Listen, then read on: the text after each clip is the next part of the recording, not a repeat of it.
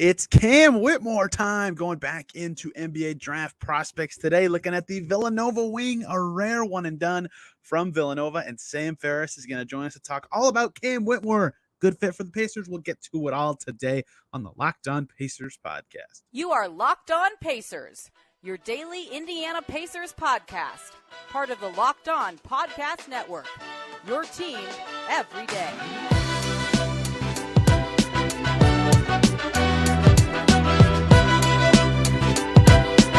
Welcome in to another edition of the Locked On Pacers podcast, where we, of course, talk about the Indiana Pacers. As always, my name's Tony East. I cover the team for Forbes and SI, and today we're diving in, talking about Cam Whitmore, a very, very fun draft prospect in this class. Sam Ferris is going to join us to break down everything about Whitmore's game. Such a unique prospect for many reasons. A one and done at Villanova, a crazy combination of trades. Really looking forward to this. As you can see, I'm out on a deck in Anchorage, Alaska. It's 2 a.m. for you people in India, but it's still super bright and freezing cold outside here in Anchorage, Alaska. Be back tomorrow talking about the free agency landscape for you every day. Is why I expect some trades this summer and how the Pacers can get involved in that process. Looking at the finals, those teams that the Pacers can learn from them Thursday, and then a draft prospect once again on Friday. So lots of fun stuff coming on Locked On Pacers. But today it's Cam Whitmore Day with Sam Ferris. Let's just get right to it. Sam Ferris is here. It's Cam Whitmore time here on the Locked On Pacers podcast. This isn't even possible to say, but a Villanova one and done. Somehow that's a real thing. Whitmore, fun player. Sam covering the draft for many places on his Twitter, Draft Dummies, and our Locked On NBA board show. Sam, big picture, what do you think of Cam Whitmore? Because if I had to elevator pitch him in 10 seconds, I would say he drives at you like he wants to shove you in a locker, and I think that's just really fun. Yeah, I really like Cam Whitmore, one of my favorite prospects to watch in this class. You gave your elevator pitch. My sales pitch for Cam Whitmore would be, it's just really rare to find guys that have the combination of burst, of strength, and leaping ability. You very often find guys that are quick and can jump, but maybe are more on the frail side. Or you find guys, like bigs that are strong and can leap. But it's just a rare package to find burst and leaping ability and strength. And he came in at the combine 6'6.5" in shoes, 235. And he's still one of the youngest prospects in the class, still under 19 years old. So that type of frame, that athleticism at that age is really intriguing. Yeah, I was just watching them to put all of what you just said into one moment. I was just watching before we started. They were playing Creighton, and he had it to the right wing, and he did a one dribble move and got past his own defender. And then he got to the big on the inside, and he bumped him with his shoulder, and then did this power hop and just exploded right past him. And he didn't move at all from the contact. He just exploded up and scored. And it's to have the athleticism to get by your guy, the speed to stay in front of him and gets the big, and then the strength to just push the big out of the way and score. It's whoa, you just very rarely see all that happen in a row. Yeah, and on top of him weighing 235 and having that frame, like you said, it's good to see him use that frame. He's not afraid to play with physicality. And then on top of that, he gets on top of the rim quickly. When he gets a step on his guy, whether it's off the dribble or against a tilted defense, he can get on top of the rim quickly. And if you are potentially playing with a guy like Tyrese Halliburton at the next level, that swing, that kick out pass, it's really easy to envision him just against the scrambled, tilted defense, getting on top of the rim quickly. For sure. It's really interesting to kind of dive into how he scores offensively, because when he knows he can beat a guy, or he actually does beat a guy, when he gets all the way to the rim, he's a really good finisher. I think he shot over 70% from inside 4 feet. I use CBB Analytics shot charts. I don't know where you get finishing data, but outside of the rim, the mid-range shot is kind of suspect. He doesn't take a ton of them, but he's not a great scorer there. From three, he's a good catch and shoot guy, but not a self-creation kind of threes guy. When you look at his offensive package of scoring, Villanova is a strange place. very few guys are one and done from there. They develop weirdly. Like there are a lot of plays where he's just standing still because of what they're running, not because he's being lazy. So it's like, how do you kind of view his scoring context? Like, do you feel like there's a lot more that's obvious that he just didn't do because of what their team's offense was? Do you feel like he's just not that good of a scorer in the mid-range and off the bounce in general? Where do you kind of look at his scoring abilities outside of the rim where it's obvious that he's very good? Yeah, there's a lot to hit on here. And I think for some of your listeners that are more casual college fans, it's important to remind them that, when you think of Villanova, if you didn't watch last year, you might think, oh yeah, really good school, really good basketball program. They were probably really good last year. Well, that wasn't the case. They were not a very good team last year. And one way that you kind of see that reflected in the numbers, like you said, he shot really well on catch and shoot threes, actually shot 40%, but the sample was so small, only 13 catch and shoot threes last year, 13 open catch and shoot threes, I should specify. So to me, that says Villanova didn't really have guys to create advantages or attract the defense. And because of that, it was a lot of self-created offense for Cam and very few just open catch and shoot shots. I think the shot looks projectable to me. And one other thing I'd add on that is the mid-range game really isn't there for him yet, but I do think that he has a chance to become a good shooter from three off the dribble. He took a lot of them and they didn't go in, but that's the case often for guys that young. To me, the fact that he's comfortable taking them, even like step back threes, he took quite a few of those and they look good. Like the form looks good coming out of his hand. And to your point about him not being much of a mid-range scorer, even though he's a really good athlete, his jumper is more kind of like a set shot. It reminds me kind of guys like Luka and guys like Anthony Edwards, where they don't elevate a ton into their shots, but because of that base, they're really comfortable stepping back from distance and pulling up from three. But you don't see him really elevating much into mid-range jumpers, not like a guy like Devin Booker or like Zach LaVine DeRozan. So that's not really been his game.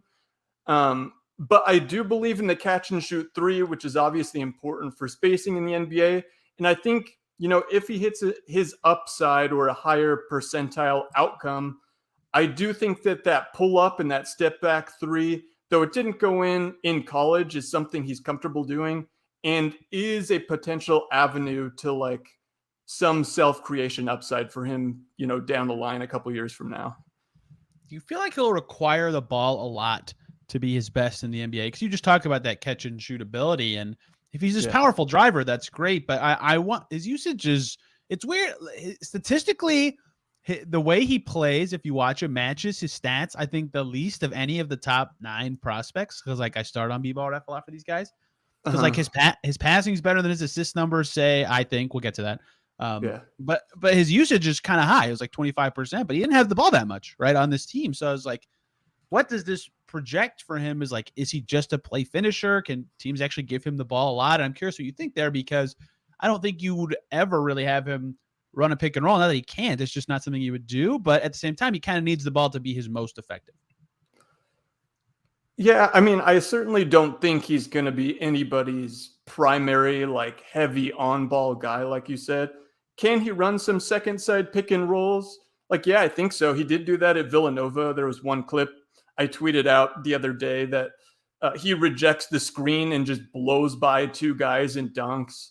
Like, he's not going to be making advanced reads out of pick and roll. He's not too much of a setup guy at this point in time. And so certainly not off the bat in the NBA do I expect him to be any type of primary ball handler. Certainly if he ends up in Indiana, he's going to be playing off of Halliburton. He's going to be playing off of Nembhard. And to me, that suits him better because the advanced reads aren't there for him, but you don't really need him to do that if he's more of a play finisher to start off the bat. And then hopefully some of that passing grows for him, at least as like more of a connector or making simple passes, attacking closeouts. I actually again, I just said this, but I actually thought his simple passes were like fine. He's not an assist guy. He's not throwing guys open, but like when 2 would come to him and he'd pick up his dribble, like he'd find the right guy right away. Like it's not like there was bad timing or anything there. And I was like, that's at least somewhat encouraging to me. If he's going to get run off the line a lot, or if he's going to be a second side pick and roll guy, it's like, okay, this won't go terribly right away. Like he has some sort of base there, despite the numbers being like, hey, this guy might stink at this. Yeah. Yeah. So this is kind of the big debate with Cam Whitmore is if you're into the numbers side of it, the analytics side, like his assist percentage is like bordering on like red flag territory where it's like, you can still be good. Like guys like Jaylen Brown are kind of lower field star players that are more just play finisher types. And maybe he ends up more in that kind of a player type. But to me, when I watch the film like you, no, he's not making high level reads. No, he's not going to be my primary. But I don't think he's really in that red flag territory where I'm dropping him significantly due to those concerns. But there are people that do believe that. And so where you fall on him is like, where is his basketball IQ? Where is his feel for the game? Is definitely one of the main discussions and arguments you find when, you're discussing Cam Whitmore as a prospect. Hey guys, short little break here so I can talk to you about that Gametime app. Buying tickets to your favorite event should not be stressful at all, and Gametime is the fastest and easiest way to get the tickets for the sports, music, comedy, and theater near you with no stress. They've got killer deals on last-minute tickets and their best price guarantee. It's easy to find and buy tickets for every event you could want. They have images of seat views, and their lowest price guarantee, event cancellation protection, and job loss protection makes Gametime perfect for you. Forget planning months in advance. Gametime has deals on tickets right up to the day of the event. Get exclusive flash deals on tickets for football, basketball, baseball, concerts, comedy, theater, and more. And the Gametime guarantee means you'll always get the best price. If you find tickets in the same section and row for less, Gametime will credit you 110% of the price difference. Download the Gametime app, create an account, use the promo code LOCKEDONNBA for $20 off your first purchase. Terms apply, but again, create an account and redeem the code LOCKEDONNBA for $20 off with the Gametime app. Download Gametime today. Last minute tickets, lowest price, guaranteed. I think that would influence quite a bit of what his role would be too. Like if he can develop even a quick corner kick out read, it's like, oh wow, all of a sudden you feel way better about what he could be. I do want to touch on the defense, and touch on is not enough of what I want to talk a lot about his defense. The strength thing we talked about earlier, I think, is a big part of what pops to me for him defensively. Like people will drive on him and he'll get bumped, he doesn't move, right? Like he's still straight upright, he's still in front of his man. Of the wingier guys in this group, it's interesting because it's like, well, Hendricks and Walker are better, and maybe Asar, TBD. So the defense is like interesting because on one hand, the strength, I feel like it's like, okay, you could guard several positions because of that. Like I wouldn't be freaking out if he ended up on a 4 and he's quick enough to stay in front of a lot of positions, but he's still not like the best defender to me. Like he reads what the other team is doing pretty well. I think positionally he's fine. He's kind of upright and not always right in front of his man, even though when he is, he's stocky enough to stay in front of a lot of guys. Do you agree with that? That's kind of the sense I got.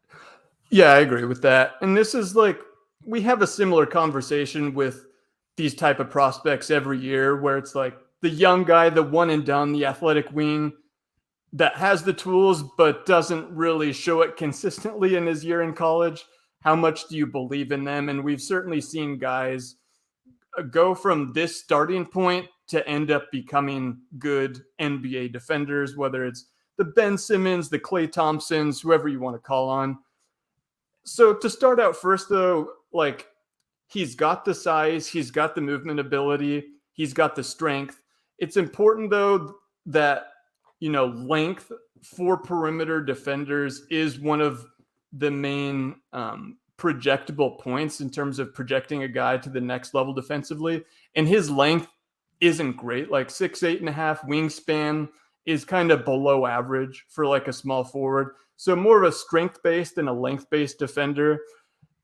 And kind of along those same lines, like I project him to be a better on-ball defender at the next level. His ability to slide his feet is good. Nobody's going to really power through his core and through his stomach because very strong guy, very sturdy. But then you get to the team defense, and that's where it's more of a question mark as to how much he's going to pick up. There's certain guys you watch that just have that preternatural ability to make rotations, to dig down into the post, that just really understand where to be. He doesn't fall in that group. And so a big question with him is he just going to remain a poor defender in the team construct defensively, or because he's so young, is he going to pick it up and become at least above average? But I think with his tools, it's safe to project him to at least be an above average defender on the ball, which is certainly helpful. Yeah, I think that all makes sense to me. It's almost, he's like I'd almost want him to guard up instead of down, at the pros, like on a taller player that he'd be more physical with. But then you're dragging him into like, it's easier to put you in a pick and roll if you're guarding a 4 or 5 or whatever position if you're guarding up. So, I don't really know what he projects for me on defense. And like I told you earlier, I always start on B-ball ref before hopping over to games. His steal and block percentage are pretty good. Like if you're just start there and throw those in and go, okay, this usually is a decent way to project like general defense. I was like, oh wow, I didn't realize Cam had this going for him, but you don't really see that as much for him on the tape. He is the biggest numbers versus tape guy in this whole class to me. Yeah, and there's some really strong points with the numbers and some other concerning ones, like the free throw rate offensively might be something we get to. We will. But one other positive thing I'll point to is that defensive rebounding is a part of defense. Great at it. Yeah. And he does really well at that. So if you're thinking about maybe at some point you'll have him play the 4 next to a guy like Miles Turner, he's not really a weak side rim protector. Right now, he's not a guy that makes great rotations, but he can provide rebounding from the floor. He does have size. And then if he's able to do that, then his ability to attack in space offensively can be utilized even more. So I think it's worth bringing up that rebounding defensively, because I think rebounding sometimes gets glossed over in today's NBA. But then you see in the playoffs, those ability to secure possessions on both sides, that possession game is really important. And I think that's worth calling out as a strength for Cam as well.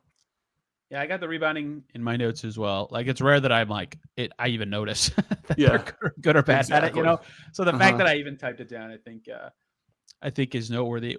So some people ascribe to the you are what you guard positions theory. I don't know if you do or don't, but if pretend you do just for this question, what will his position be in the NBA? Because his size is kind of like 2'3", his ability is kind of like 3'4", and not that it matters that much. I kind of wonder on a team like the Pacers is the reason I'm asking this, is like, is he too duplicative with their guards, or is he clearly forwardy enough that doesn't matter at all? Like, his position, if that even is a thing that matters in the NBA anymore, is interesting to me. Yes, I think he's a 3. So like high level team fit with the Pacers, to me, just from a positional perspective, like he makes sense because you can slot him in Halliburton at the 1, Mathurin or Hield at the 2. To me, he makes sense next to those guys at the 3, and you've got shooting from those other 2 positions to help space the floor. So no, to me, he makes sense from a positional perspective. You add with him a little bit of jolt of that, that athleticism and the physical strength that I don't think they necessarily have at those positions yet. And frankly, it's just hard to find athletic wings. Like, every team in the NBA are looking for those guys, especially if they can shoot. And so to me, he fits from a high level, from a positional perspective. But then you kind of get into the point you made of, is his skill set a little bit duplicative of Ben Mathurin? Which is weird. So.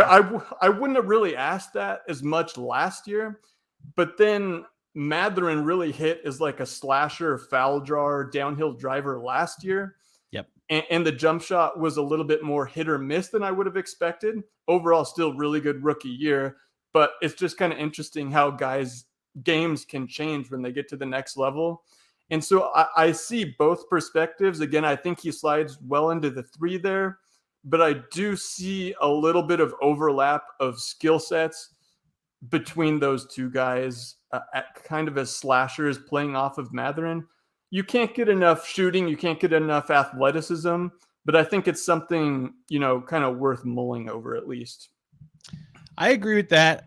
All that, like, part of what is interesting to me about Whitmore is I watched him. I was like, oh, I like this guy a bit more than I thought I would.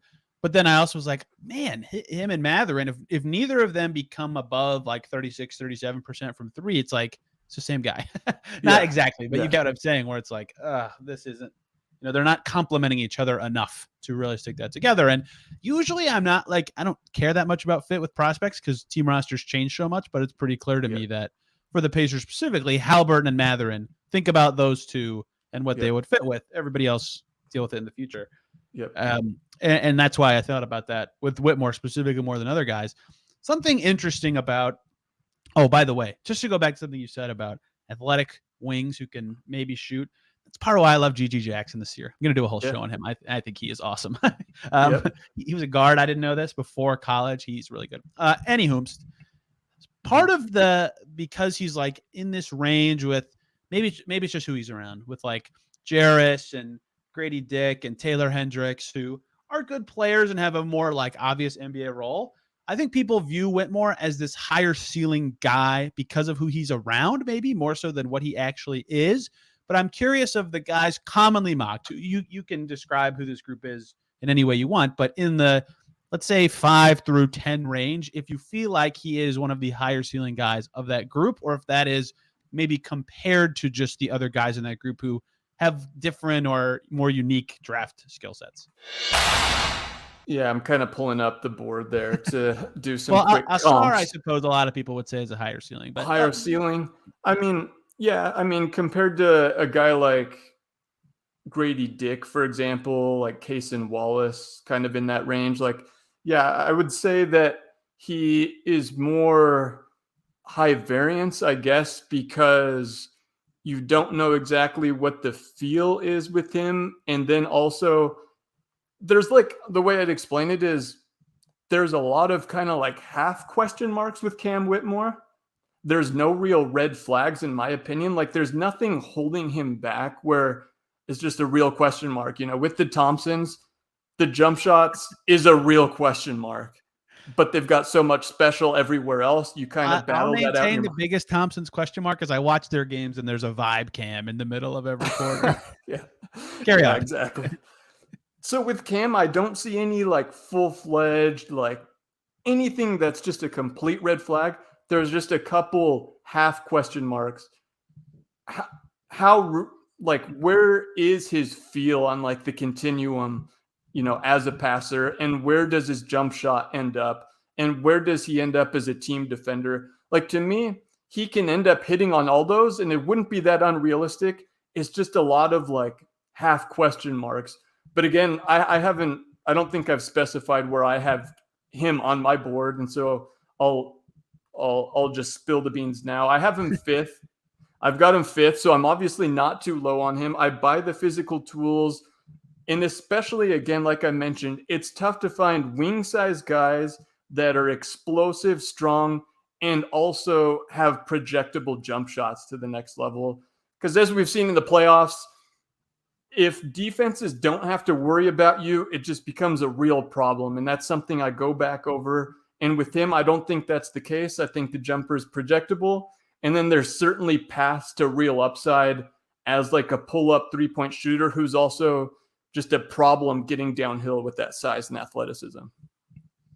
Yeah, I talked about this on another recent episode for a prospect, but just like, it was very, very noteworthy that the Nuggets figured out how to make Aaron Gordon's non-shooting not an issue for them, because most of the time, good players who can't shoot become somewhat problematic in the playoffs in some way. And so you hope with every prospect is there's at least some path to like, pick your number. For me, it's probably like 34%, where it's like good enough, or it's not embarrassing. And Gordon, of course, in their closeout game, it's like, oh, he figured it all out from 3. But, that is something that matters. And it's like part of the Heat's run right now is like, oh my God, Caleb Martin can't miss a 3 anymore. We can put him out there with any other 4 guys, and this is great. Exactly. So, yeah, I agree with you with all that in general. I don't know where I haven't ranked players yet. I mean, I guess I could. Like, I'd probably have him about close to you because of similar reasonings, but I hear a lot of chatter with him about his ceiling being way higher than a lot of the other guys in his range. And I don't know that I buy that. Like, I think it's high, but I don't know that it's like so much higher than everybody else. I just think, similar to you, that wing-sized guys with his skill sets are just like all the rage and really important with what the NBA is right now. Yeah, no, I agree with that. And I feel like when a lot of people talk about the draft, like everything is unknown. A lot of people talk about it as if we know who has the higher upside. Like, would we have said Nikola Jokic had the highest upside in his draft? Would we have said Steph Curry? Maybe. Would we have said James Harden? Maybe. But you look at guys and like when we talk about upside, a lot of people just reference physical tools or athleticism. And a lot of times that is the case. Giannis, Embiid. Yeah, I'm guilty of that myself. And I am too. But then you go down the list of the best players in the NBA, and it's just a lot of a mix of different skills, of different types of athleticism. Like, is James Harden's, like in his prime, his ability to decelerate? That's not something we think about as traditional athleticism, or Right. Steph Curry's ridiculous hand-eye coordination. And that's where scouting in the draft gets so difficult. And so sometimes I like to push back, and I've done this on myself where like we don't really know necessarily who the highest upside guys are. There's certain cases you can make, and there's guys like Giannis, for example. Like, yeah, that makes sense that he's a high upside guy, but in other cases, it's not really so obvious. Two more things for Whitmore that I'll put into 1 point because they're both statistically based. Two stats. You brought up one of them earlier. I'll do the non-free throw rate one first. His turnover percentage is pretty low. It's not like super low, but for his usage, it's pretty low. And this kind of is something that I've thought about with him offensively from a floor perspective. Is he's kind of like a low mistakes player, if that makes any sense. His team defense is definitely not all there, but like it's hard to be really harmful as a prospect if you're just not making mistakes, if that makes any sense. And I think that's kind of important. Monte Morris's whole thing with the Nuggets for forever, it's like you're not raising that much of a ceiling, but you never mess up. That's great. All right, go dribble and pass. So that is encouraging to me statistically, but the free throw rate for a high lotto guy, a high prospect, 25.1%, not so encouraging there. What do you make of both of those numbers and how they'll play into him in the pros?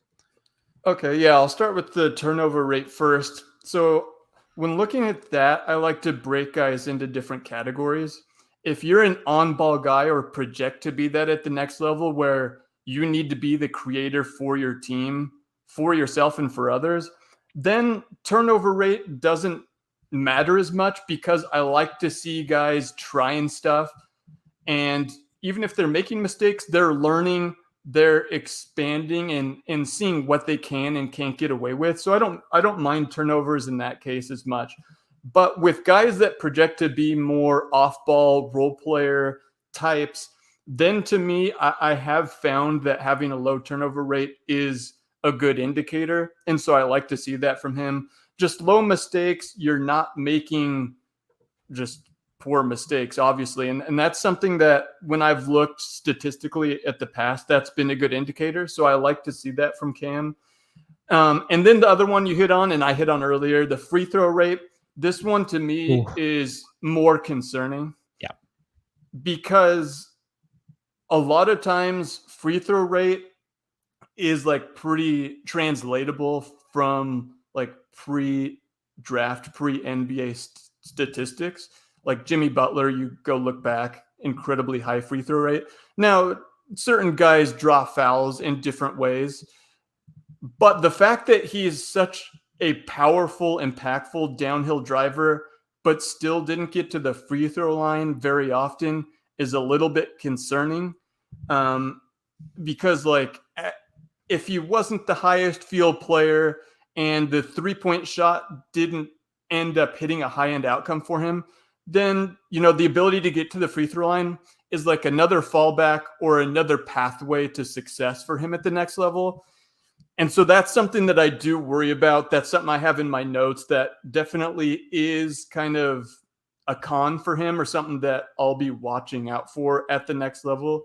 You never know for sure. Like Benedict Mathurin, you guys saw last year, ended up drawing a ton of fouls and was one of the things that was more kind of pleasantly surprising from the rookies last year. So guys can always change. Like he's still young and growing, but certainly the lack of trips to the free throw line, especially for a guy his, you know, that is that physically imposing, is one of the things that I'm more worried about with him and his projection.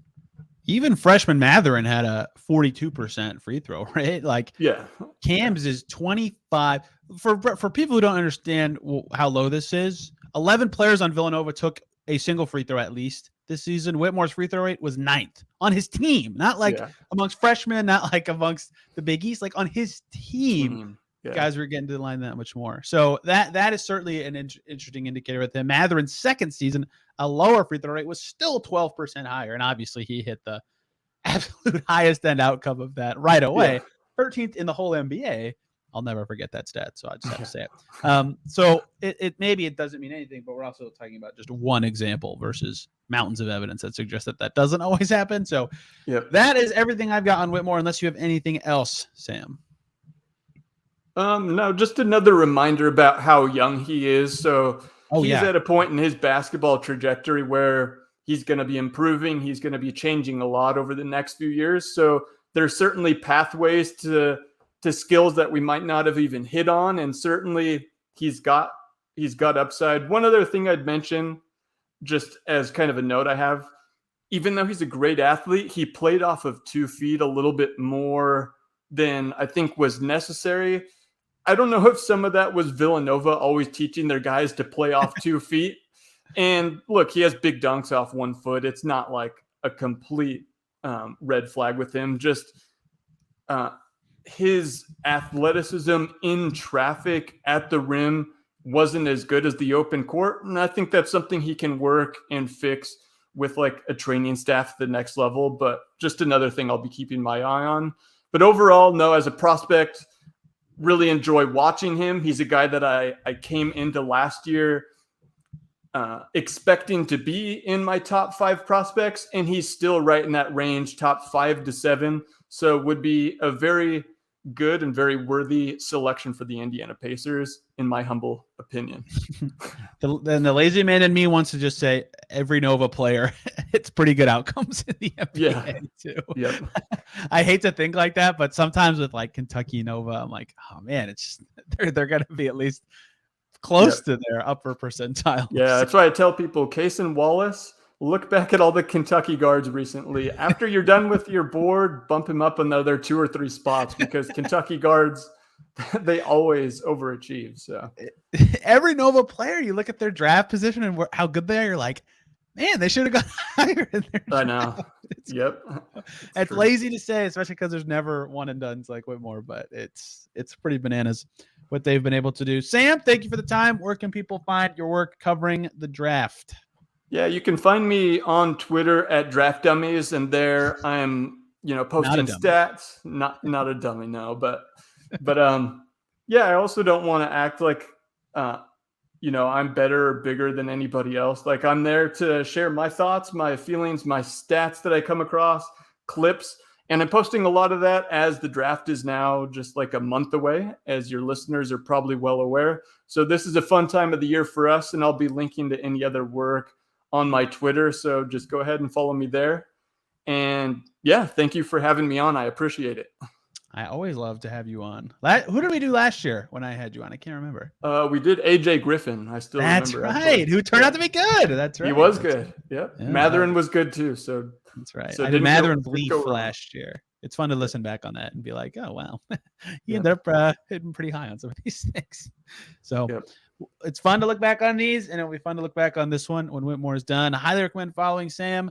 TBD on what tomorrow's episode will be, because I'm not in Indiana right now, so I have not planned some of the week. Later this week, we'll be talking about the 2 teams in the finals. Can the Pacers learn anything from what they've done or how they're playing right now? Plus, it's June. We'll be getting into free agency previews by position for the Pacers. Thank you all a ton for listening. See you soon.